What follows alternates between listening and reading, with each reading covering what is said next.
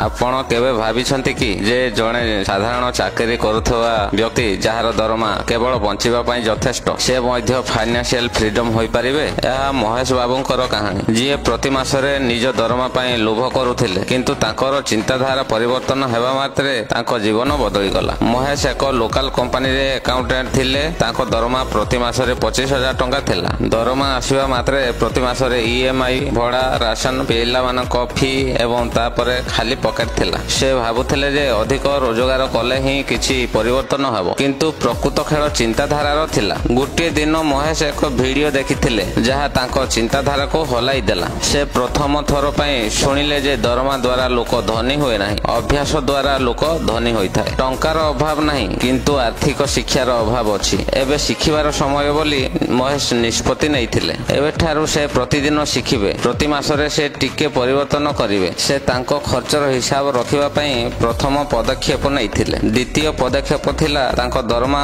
रो 20% संचय करिवा। तृतीय पदक्षेप थिला ऋण एडाइबा। एक जरूरीकालीन पांठी सृष्टि करी धीरे धीरे से निवेश करिवा आरंभ करिथिले। म्यूचुअल फंड एवं पर स्टॉक शिप कले। महेश बुझी पारिले जे गोटे आय उच्च सहित किछि हेबो नाही। से एक्सेल टाली डिजिटल मार्केटिंग भली कौशल शिखिले। फ्रीलांसिंग एवं पार्ट टाइम शिक्षादान मध्य आरंभ कले। 5 वर्ष मध्य महेश ताहा कले जहा लोक माने तांको समग्र जीवन रे करि परिबे नाही। तांकर एबे 6 मासर जरूरीकालीन पांठी अछि। 15 लाख टंकार इन्वेस्टमेंट एवं गोटे स्टेबल साइड इनकम। महेश बाबूंकर कहानी आम समस्तଙ୍କୁ शिखाए फाइनेंशियल फ्रीडम एक स्वप्न नुहे बरं एक प्रक्रिया। छोट पदक्षेप, सठिक मानसिकता एवं दैनंदिन कार्य आपणक चिंताधारा परिवर्तन करंतु। आपणकर अभ्यास परिवर्तन करंतु, जीवन परिवर्तन हबो। जदि आपण महेश बाबूंकर कहानी द्वारा प्रेरित दया करी एही वीडियो को लाइक एवं शेयर करंतु एवं मंतव्य रे